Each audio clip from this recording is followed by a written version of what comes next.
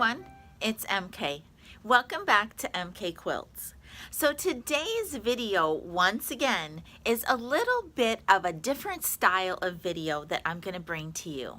So what you're about to see, and just a little heads up, it's a little bit lengthy, but it's a look into how I teach my layout and rendering series of videos that I have on my website for sale. So many of you who are watching this have probably already bought some of my content and have had a great success with learning new tips and techniques and taking your quilting to the next level. But there still are many people I know who are a little bit on the fence about those rentals. Maybe you haven't even updated to premium yet. And so what I'm about to show you is a video recording of a webinar that I did. It was a live event. I had several people on with me live. So the first thing is, if you see little messages pop up or whatnot, just know that those were maybe people who were attending with me that were asking questions. So the next thing is, just take a look at it. I kind of walk through all of my classes that I have to offer. And it's not necessarily a teaching session, although I do give some tidbits and some nuggets and some tips and techniques in there. But basically, it's just kind of a sneak peek, a look into how I use simulation here at MK Quilts. All right, so let's go inside a simulation, and then I'm going to meet you right back here for some closing thoughts. All right, well, good afternoon, everybody. Welcome to this little sneak peek into the world of simulation, the MK way. So I want to thank you for just spending a little bit of time with me today. As I mentioned when I published the first information about the webinar, is that this is not going to be a full-on class. What I plan to do today is just give you a little sneak peek into a few of the sessions that I have for rent on my website. And this webinar was really meant for people who have not taken any of my instruction yet. Maybe you're just really new to ProStitcher Premium. Maybe you're really new to simulation. As a matter of fact, before I jumped on this afternoon, I still had a newbie in the sim group on Facebook ask, what is sim style? I don't understand.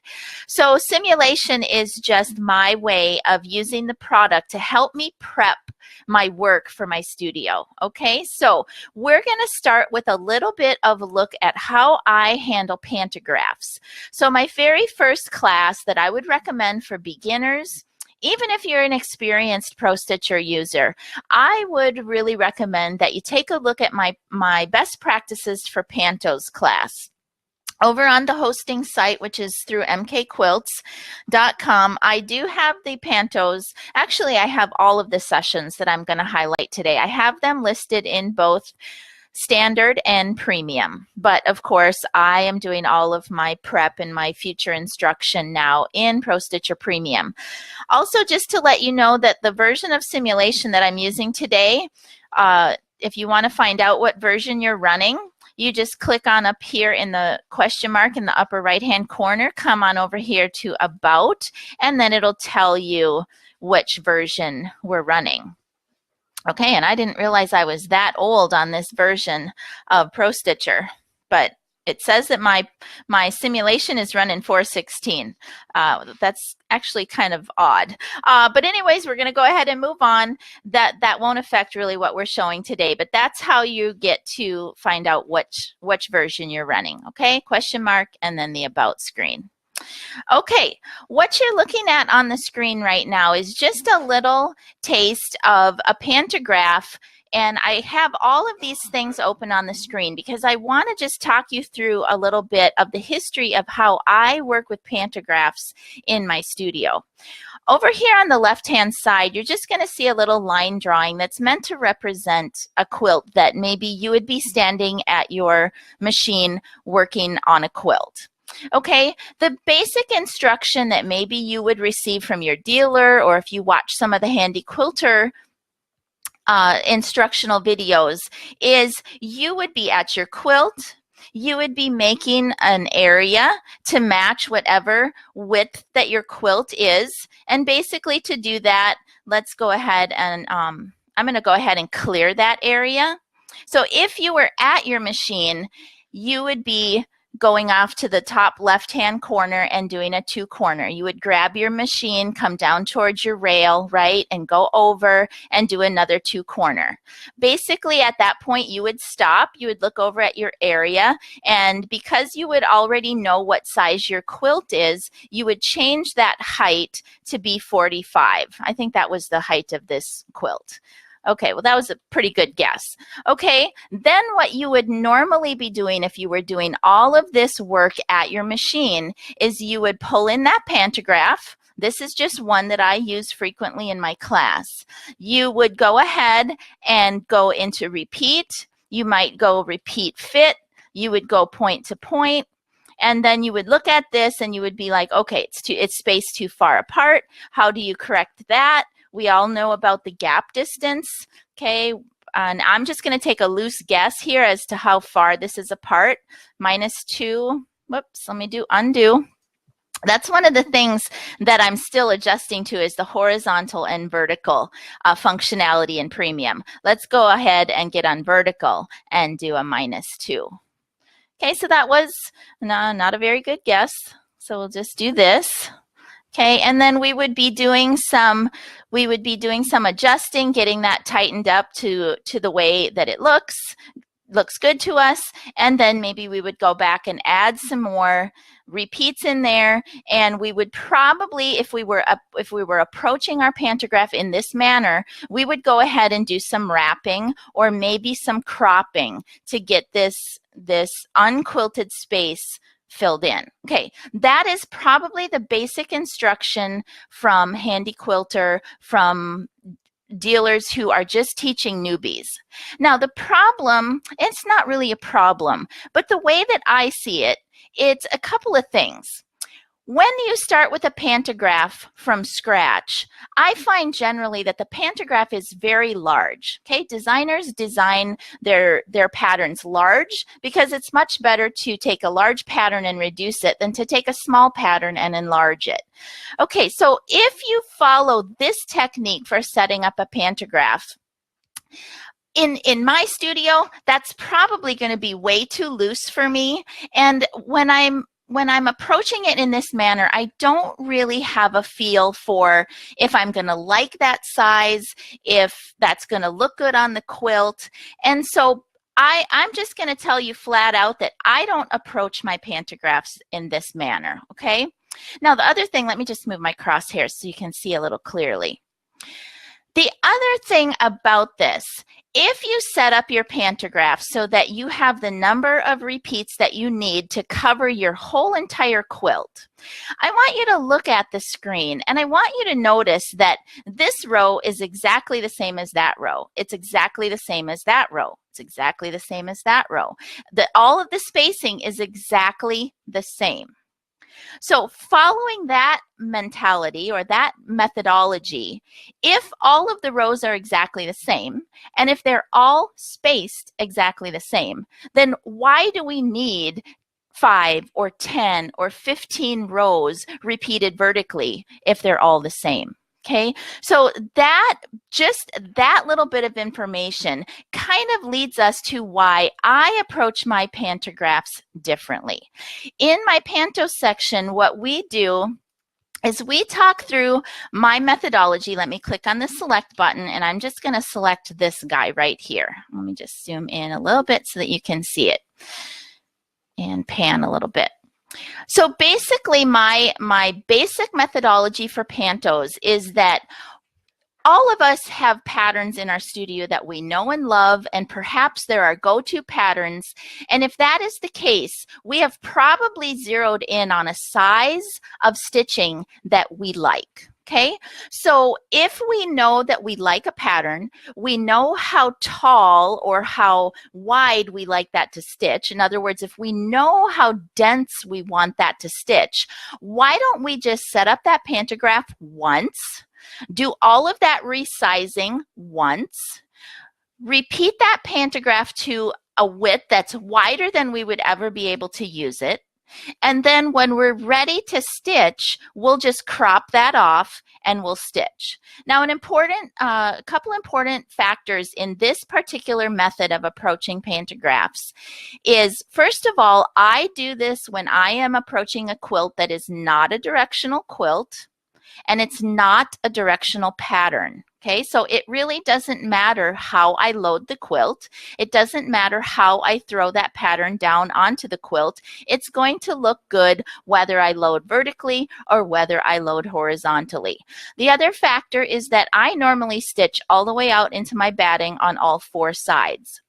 So I know that I'm going to have to do some cropping anyway. All that cropping, all those stitching lines, any tie-offs, any loose threads, all that's in the batting. And so it's all going to get cut off.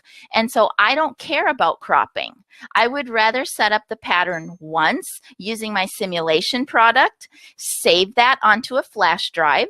The way that I handle it, I have kind of a master pantograph flash drive that I use, and I just keep saving over and over again. Every time I find a pantograph that I like that I haven't saved previously onto that master drive, I'll just pop it over there. And then anytime I'm ready to stitch a pantograph, I've got one flash drive, I go get it, I pop it in the machine, my pantograph is already set up. All I have to do is load the quilt, mark an area, which basically is the width of my quilt, and then I'm going to crop off the panto on the edges. Okay, so in that pantograph class, that is, I take you through from start to finish. We talk about sizing of pantographs, how to repeat that pantograph very quickly. I'll give you a little tip. In Pro Stitcher Premium, we have the ability now to save area, right? So what I do, and I'm not sure if I have it on this, I'm just going to grab one other flash drive and pop it in because I'm not sure that I have this on my class flash drive. But on my actual flash drive where I have all of my pantographs, just going to pop it in here real quick for you. I want to show you something. If we go to, there it is, if we go to area, I'm going to go down to my flash drive. That's my class flash drive. I need to get to this other one. Here we go. There's my master panto file on this flash drive. And here is my master pantograph area. Okay. I have created an area that I use every single time I set up a pantograph. And basically, if you look over here in the area, it's about 100 inches wide. You can make it a little wider if you want. And it's about 25 inches tall. And basically, I just pull up that that area. I pull up whatever pattern that I'm setting up. I resize that pattern. I repeat it within this area. And I adjust all of the spacing, all of the gap distance, all of that, and then I save it onto that flash drive. Okay, so that's the whole Pantos class in like one session. Easiest way, create yourself a master area, save it, use that area every single time you go to set up a pantograph. Okay, I'm going to go ahead and clear that area. Now, also in the pantograph class, you're going to see, or I go through a couple of different methods. If you've watched me on the sim group, you know that I like to stitch my pantographs in both directions. In other words, I like to let my machine stitch from left to right. Then I don't want to stop. I want everything to be connected up beautifully, and I want my machine to just take off and go right back in the other direction without me having to stop and clip a thread. Okay, now some of you may, that's a little bit more of an advanced kind of methodology, but I explain all of that in the best practices for pantos. So if you just want to start out with the basic MK way of doing pantographs, what you can do is just sit on the sofa at night. You've got your laptop, you've got your simulator running, you've got a master area, and you just go through all of your pantographs that you know and love, and you just set them up. And basically what you're going to do is you're going to set them up to a number of passes that's going to fit in your throat depth plus one extra pass for repositioning. That is what you're looking at right there. down here on the next one, you're going to see, and let me go ahead and turn off my bounds box. You're going to see that this pantograph looks very much like that one, except for the fact that if you look all the way over here on the right-hand side, you're going to see that I've connected those together so that when it stitches this way, then it'll turn right back around and go that way. 2 passes of this pantograph at the size that I've built it will fit in both of my machine's throat depth. And then I have 1 extra row for repositioning, okay? All of that is explained in the video. Now, I want to give you a little bit of a heads up. I have come into a little bit easier way of connecting these in Art and Stitch. I use just a very few basic Art and Stitch steps to get this connected.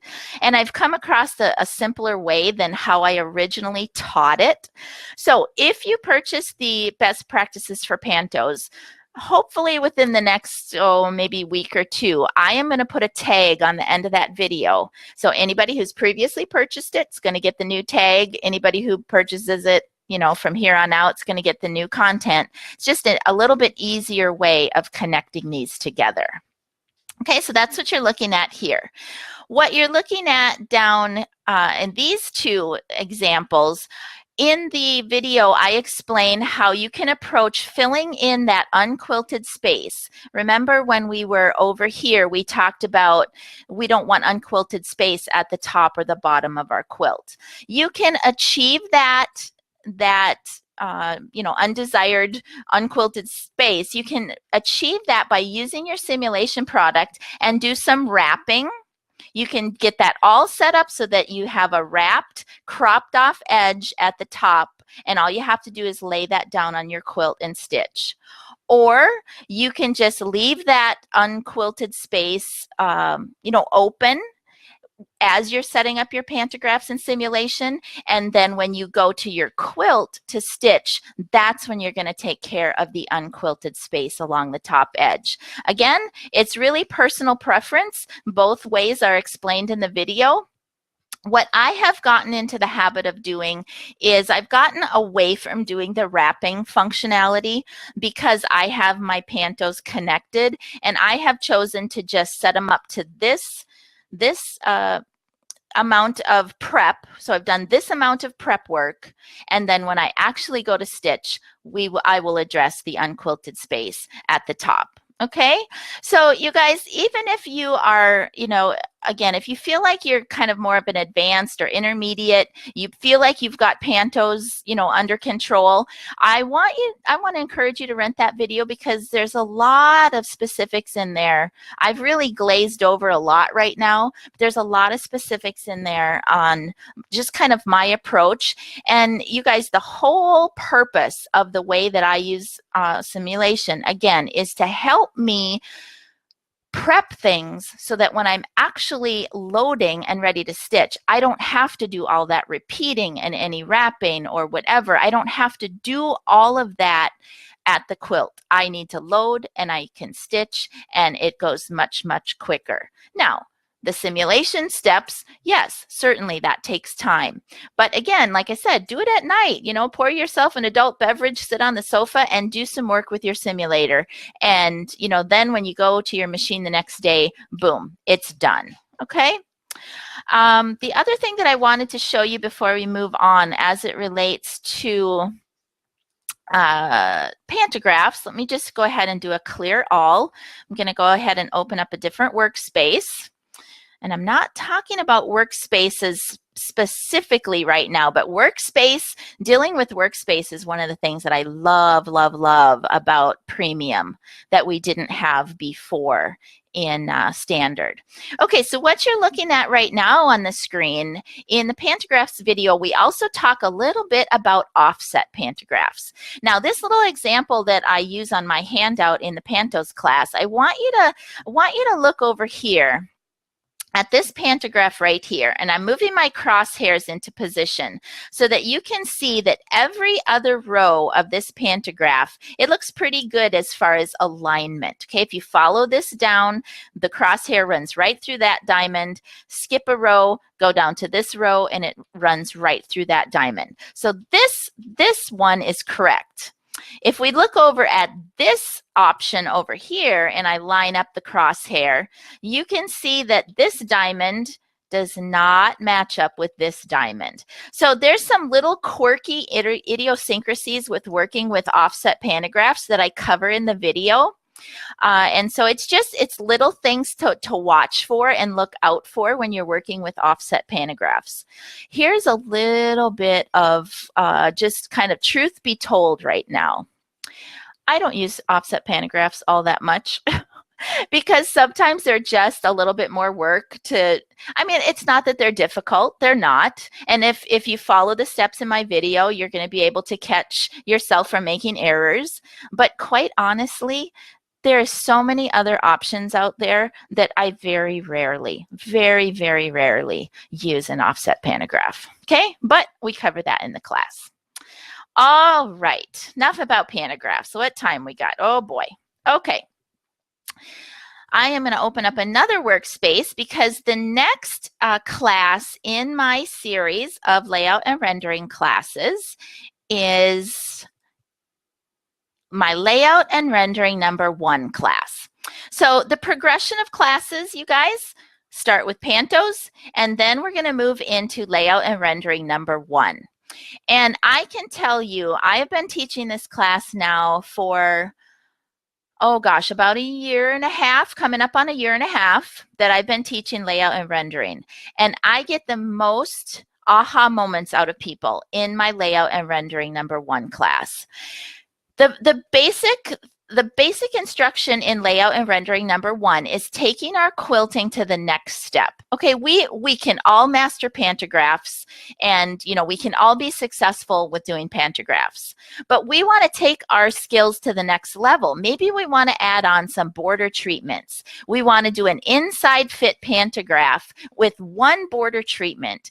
In my studio, that's a way for me to make a quilt just sparkle a little bit more than if I had just done a straight pantograph. Sometimes the customer, they don't want full on custom. They don't want to pay that much, but they want just a little something special. Adding on border treatments with inside fit pantographs is the easiest way to accomplish that. I do a lot of custom quilting in my studio. I think you guys know that. But I use this technique over and over and over again in my studio. Now, the basic premise of this with simulation, how does this relate to simulation, is that we can do all of this setup in simulation, again, so that when we are ready to load, we're ready to stitch. But the big benefit of this is that we can check things like density on a pantograph. We can check things like direction of a directional border. I don't know if you guys have ever experienced this, but have you ever in days gone by gone to stitch a border and maybe you did something, maybe your top border was right, and then by the time you got to the bottom, you made a little boo-boo or something happened and a directional border got upside down or backwards or something, something happened. Well, if you get into the habit of setting up your borders in simulation, first of all, they're going to be ready for you when you get there. Second of all, you're going to be able to see whether you even like this border paired with this pantograph. You're going to be able to catch yourself by, you're going to be able to catch patterns that don't really look so hot together. In days gone by, you're stitching it out, right? And then, you stitch out your border, you had picked a pantograph, you're sitting there at the machine, you're doing all the setup, you're starting to stitch, and then you look down and you're like, oh, I don't care for that so much. Well, at that point, you got a decision to make. Either you're going to stop and do some ripping out, or you're just going to deal with not liking it so much, and you're going to keep on stitching, right? With simulation, you can catch a lot of those things ahead of time. All right, I'm going to give you really, really quick tip. And again, this is not the full class, but I want to show you kind of how we get to this point. My whole basic kind of layout and rendering 101 is most of what I do to lay out a quilt ahead of time has to do with area and alignment. Area and alignment. If you can just think in your head, basically, I need to create an area. I need to align what I'm building inside of that area. All right, so let's go ahead and clear this really quick. I just want to show you really quickly how easy this is. I love layout and rendering for easy offset borders. Okay, here's my little line drawing. I don't think we're going to have time tonight to go into line drawings, but I do have a very old, well, it's still a good video, but it's old. It was done in ProStitcher Standard, how I build line drawings.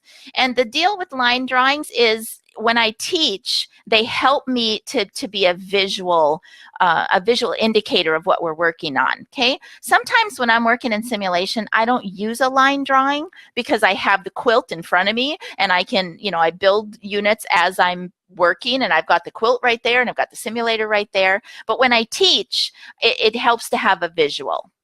Okay, so this little line drawing is meant to represent a quilt that's 35 by 38.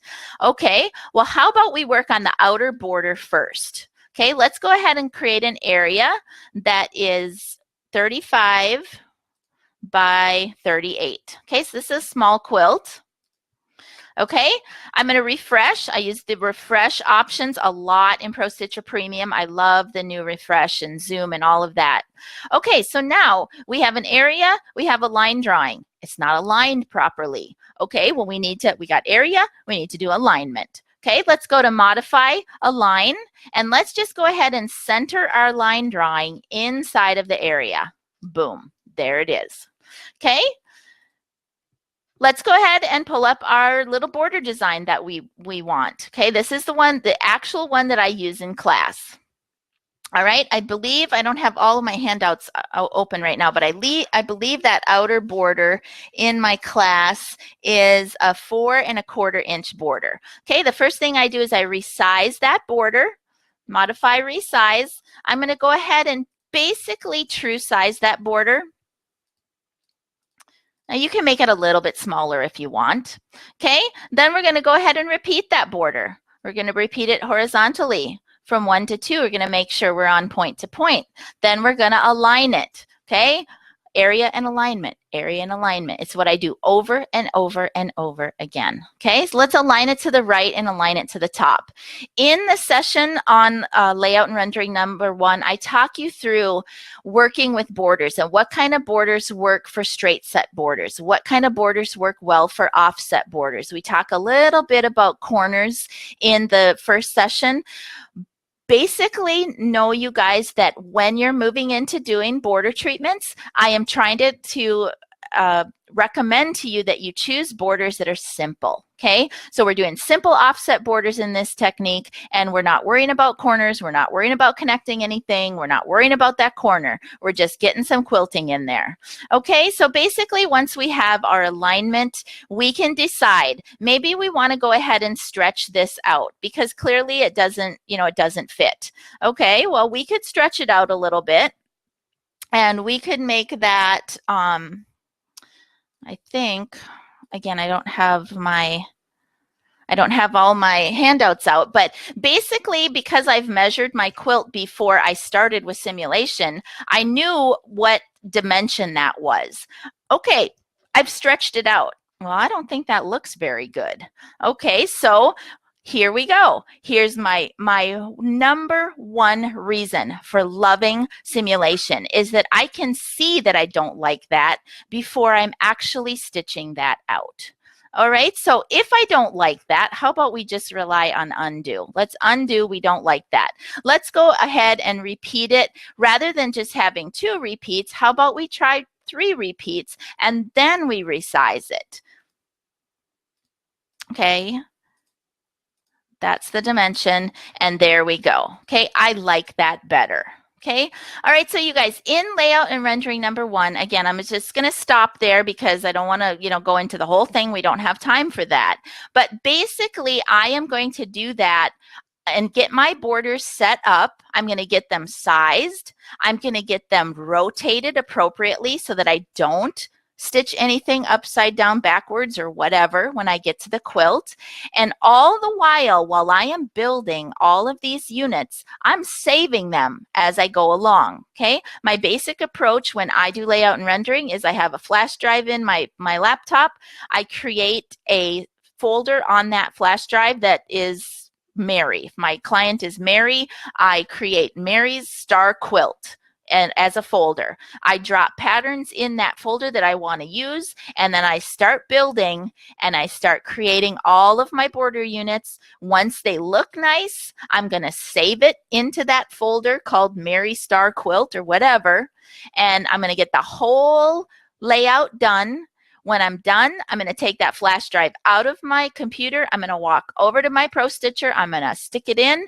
I'm going to load the quilt, and I'm going to do file open, and I'm going to open every single one of those units that I created ahead of time, and I'm just going to stitch them out.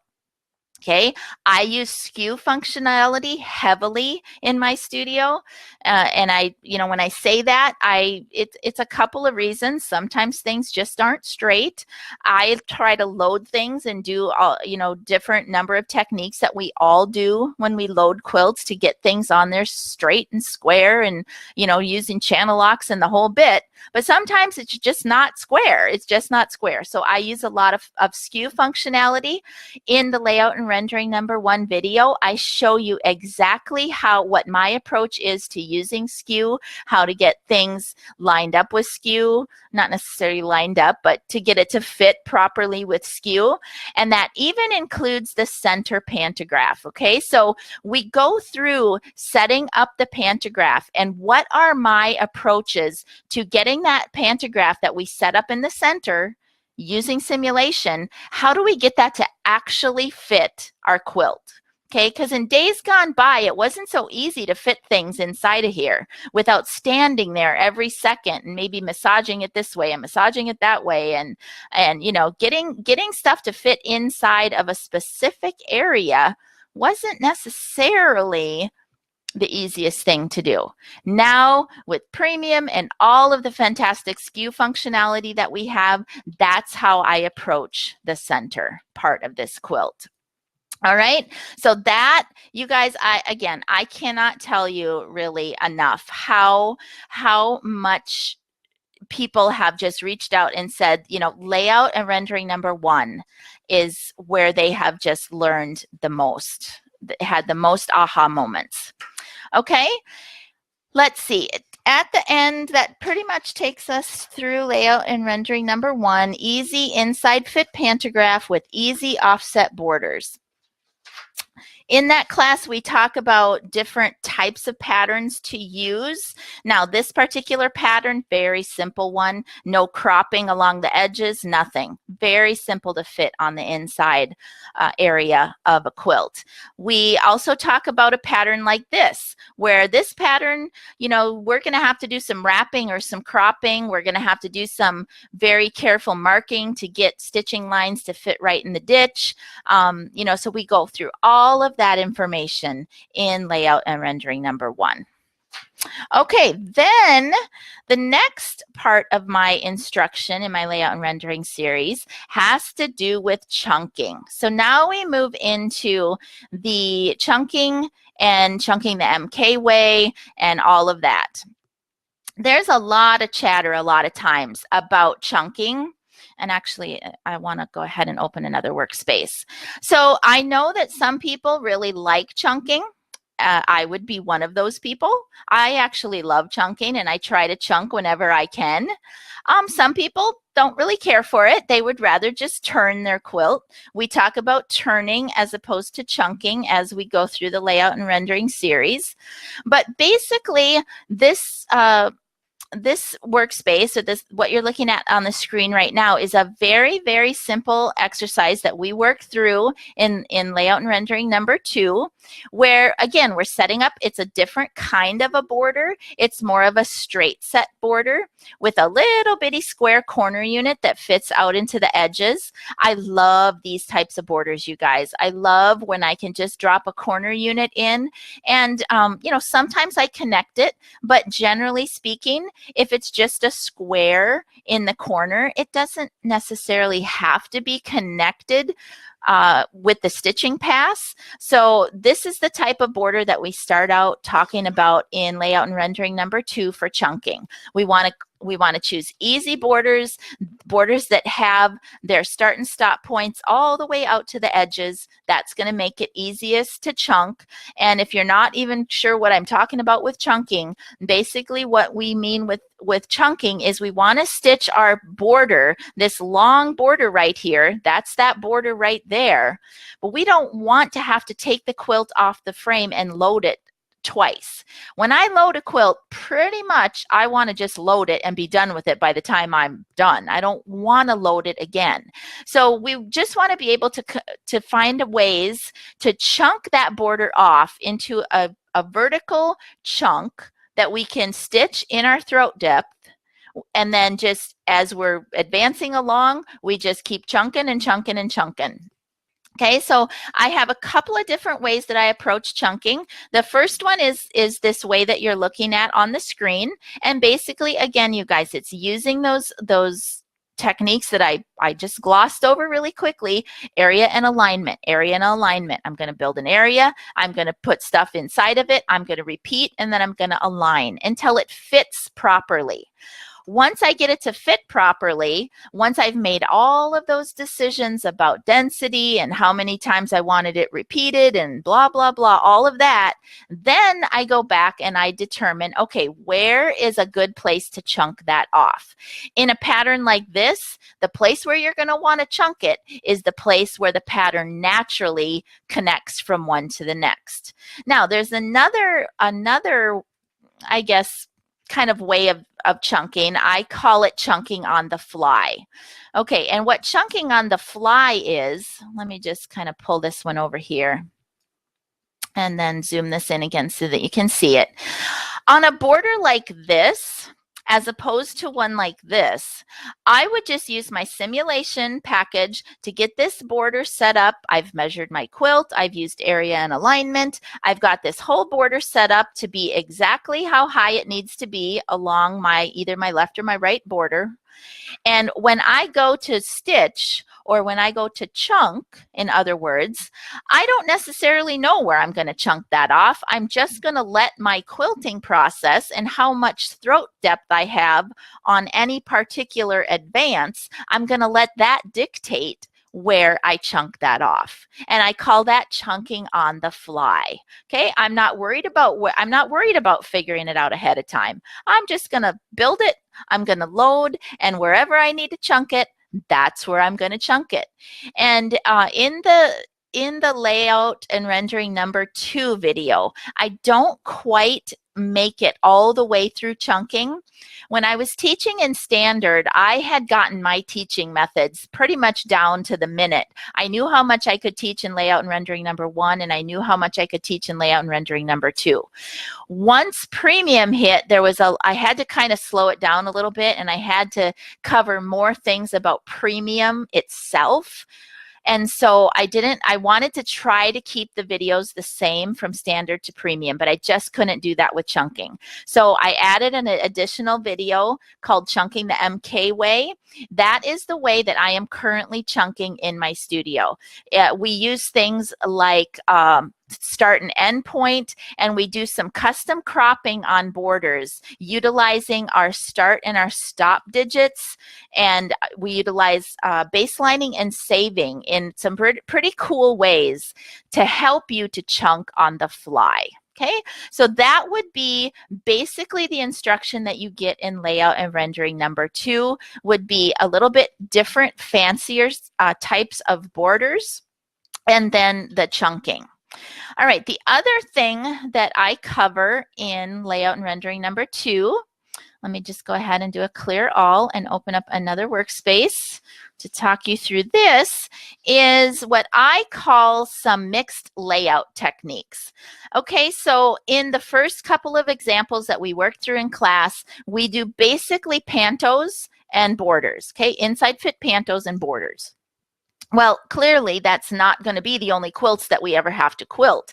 And we want to use our simulation package to set up things like this. Layouts that are block to block. Maybe layouts that have sashing in it, okay?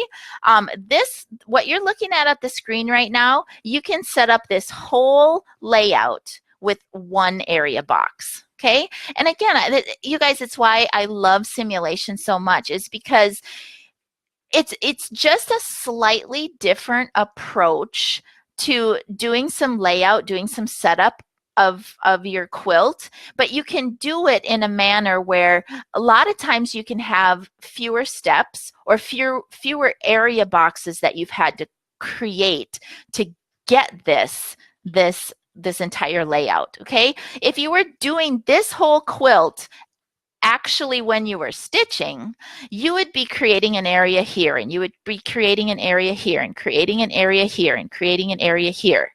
Now, that is the approach for stitch out. Clearly, we're not going to stitch this whole layout like this, because it's probably not going to match that. Okay, our quilt's probably a little wonky.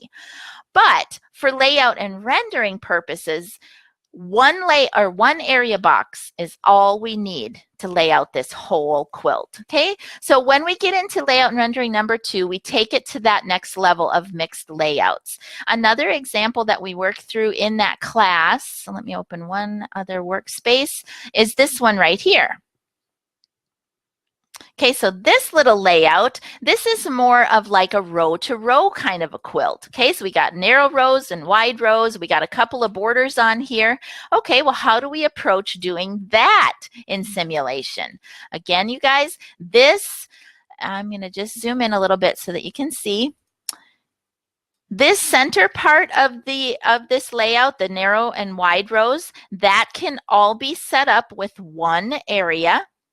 Okay, now we're setting it up with one area and we're creating this pretty picture of what it's going to look like. So again, we can make those decisions about density and pattern if we even like what we're doing. So we can set it up in simulation with one area box. But when we actually go to stitch it, well, then we're probably going to have to mark that area and mark this area, maybe do a little bit of skewing to get all that to fit. Okay, that's the approach. Let's get it set up ahead of time to make sure that things are properly sized and proper density and everything looks good. And then when we get to the quilt, we'll lay it down and do all of that marking that we need to do. Okay, and so in this type of an example in layout and rendering, I talk you through kind of my approach to doing row to row type of layout. And how do you approach that with area and alignment? You guys, it all goes back to area and alignment, area and alignment. So when you get off of this session tonight, I want you to pull up your simulators and just kind of start throwing in a couple, throw in an area and try to build some things and align it. We can align to the left. We can align to the right. We can align to the top and bottom. We can align to center. It all kind of centers on area and alignment. That's my best tip that I can give you. Experiment with area and alignment. Okay, so that takes you through that. Now, the other part of layout and rendering number 2 is these other types of borders. I call them L-shaped connected borders. They're those ones that are a little bit trickier. Let's see, is this what I want? Yes. Okay, so this, and I didn't create this workspace ahead of time, so I apologize about that. But this little layout that you're looking at right here, this is a border treatment that has a left corner, an L-shaped corner for all 4 of the corners, and then it has a center part of the pattern. Let's just pull that up. Okay, so these are the actual 2 units that make up this whole border that you're seeing on the screen here. I'm just dragging it over so that you can see it a little bit better. So this is an L-shaped corner. This is the regular part of the pattern, and it is so easy using simulation to get these preset so that you've got the density correct.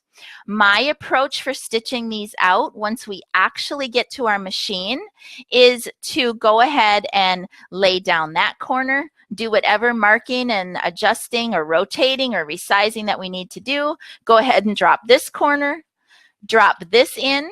Now again, this unit right here, we've already created that in simulation, so we don't have to do a lot of that setup at the quilt. Then we take all three of those units, we group them together, we take them into Art and Stitch. Again, I show you those very, very simple steps in Art and Stitch to get that all connected. And then when we come back to Pro Stitcher after we've done just a little bit of work in Art and Stitch, we can stitch that whole thing out as one pass, okay? That is my approach. I've had very good success with that, even on large quilts. Okay, sometimes on a large quilt, especially if you don't do some stitching in the ditch or stabilizing, if you try to connect a long pass like that, you might have some draw in. Okay, so it might end up, you know, coming in a little bit further from the right-hand side than you had anticipated. That's just due to a little bit of draw up and you know, that scooching in that kind of happens. But again, I've had very good success with this. I just do a little bit of stabilizing, a little bit of stitch in the ditch, drop that in there.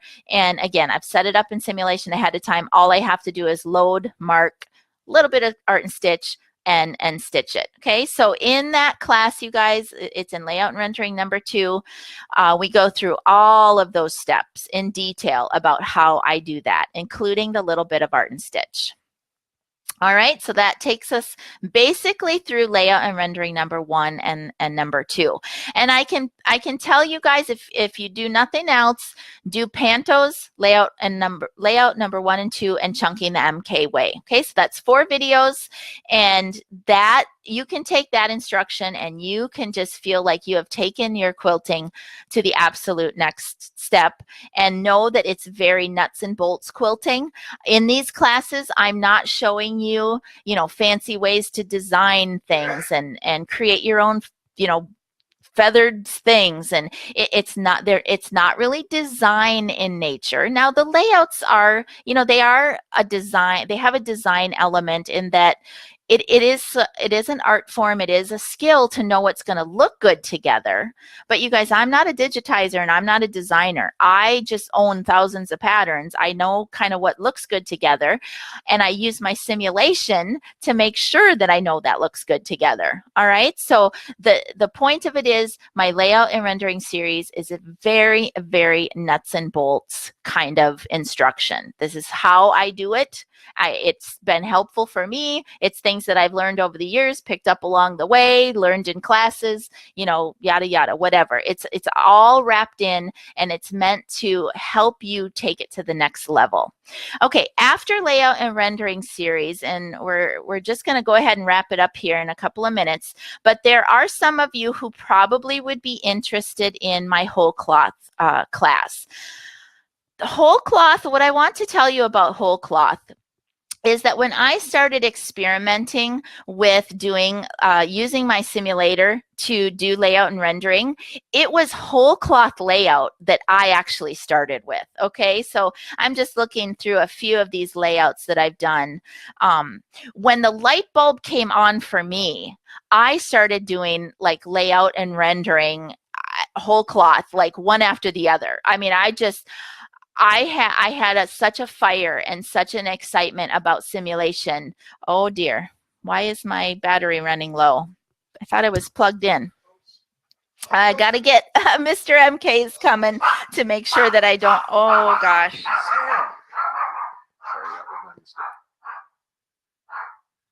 Hold please, dog barking and Mr. MK making sure I've got power. Just keep talking. Oh, this is sort of like live TV. You never know what's going to happen on live TV. Thank you, Mr. MK. Yep, I'm not exactly sure why either. Why ask why? We're back in business.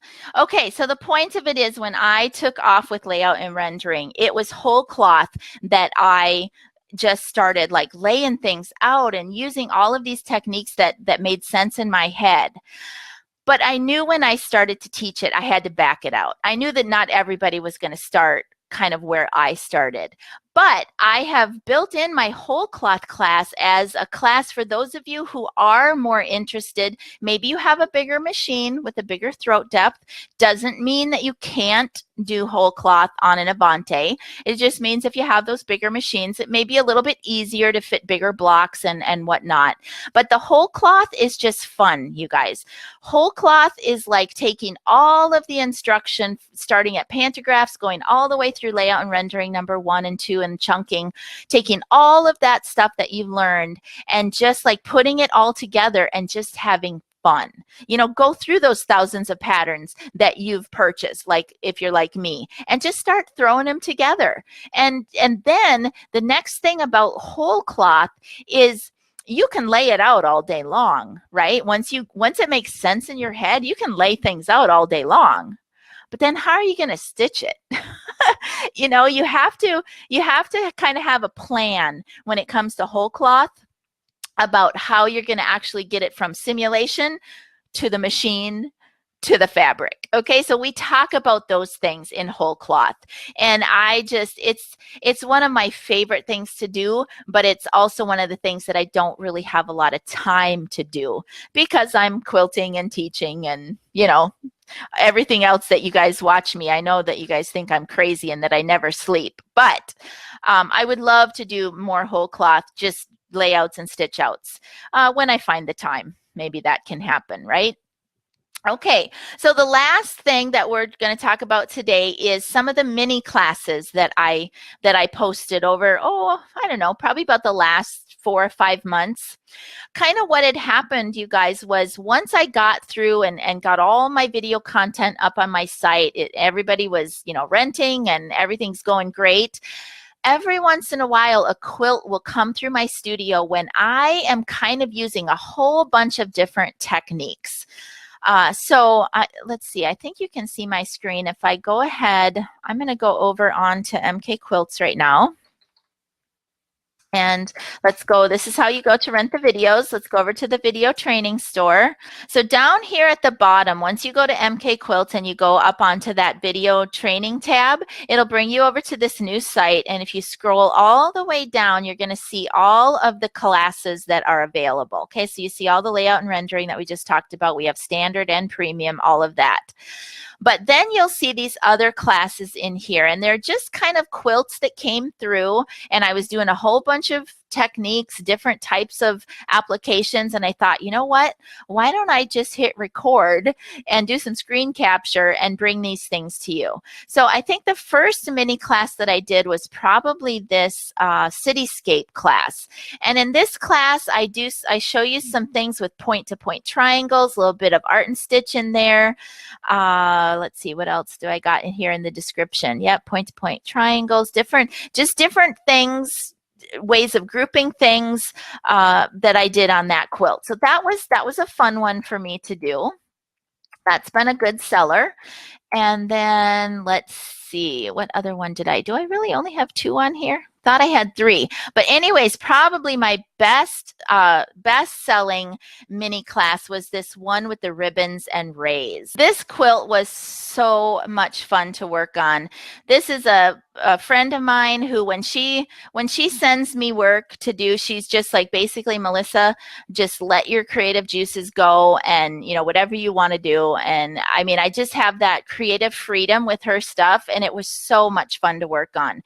But again, this class, I did a little bit of art and stitch instruction in this class where we talked about using the magic rays function in art and stitch, and I explained on how I did some trace area and trace box and just different things that I did on this quilt, grouping different, you know, just again, it was kind of taking that layout and rendering, but taking it to the next step, the next level, if you will. So these mini classes, I can't really tell you when another one will be coming down the pipe. It probably just be whenever that next special quilt comes in and I'm doing some things that I felt like I haven't instructed on before, and I'll just be like, oh, time to hit record and time to do some screen capture. So that's kind of the process that I'm going to be going through over the next several months for the next foreseeable future. I'll try to fit,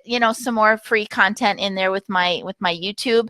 Again, the YouTube stuff just kind of comes up when things happen. I have a quilt come through. I think, oh, I'd like to share this with my followers, and I just record. Okay, so I've gone a little bit overboard tonight, or over the time limit. Paul's laughing at me because when I told him 30 minutes, he's like, yeah, no. And I already knew it would be 45, but we're already up to an hour, basically. So I basically just want to thank you guys again for joining me tonight. I know that this was really, a little bit of instruction. Mostly it was me talking. All right, you guys, thanks for all the interest in this, but so many people, you guys jumped on it right away, and I just appreciate you joining me tonight, for all of your support, for being a follower, for all of your business that you've given me already. And I guess that's it for tonight. Anything else, Mr. MK? You're welcome, Lorraine. Thanks, MK. All right. Well, then, until next time, I'll see you online. And thanks for following. And until next time, you guys, it's MK from my studio to yours. Happy quilting. Bye-bye. So there you have it. That webinar was a whole lot of fun for me, and I know that people enjoyed being there and kind of seeing how I approach teaching, for the first thing, and how I approach teaching specifically with simulation. So you guys, I want you to consider taking or purchasing a couple of my classes. As I explain in the video, really the bulk of my instruction and tips and techniques that I use every day here at MK Quilts, that nuts and bolts stuff that I was talking about, that's going to be in layout and rendering number 1, number 2, and chunking the MK way. If you want to get some additional information and tips and techniques with pantos, even experienced quilters can benefit from the pantos session. The whole cloth quilt class, that is just something that's just flat out fun. It's just flat out fun to take your patterns and put them together and just stitch them out on a beautiful piece of fabric, and there you have your quilt. And I will continue to do mini classes along the way as different quilts come into my studio. If I'm doing something special or different that I think you would enjoy coming along with to learn, then I'll just go ahead and keep those classes coming your way. Thank you for taking a look and a listen. Thank you for considering MK Quilts for some video rental. And until next time, everyone, from my studio to yours, happy quilting. Bye-bye. Sings my heart, sings.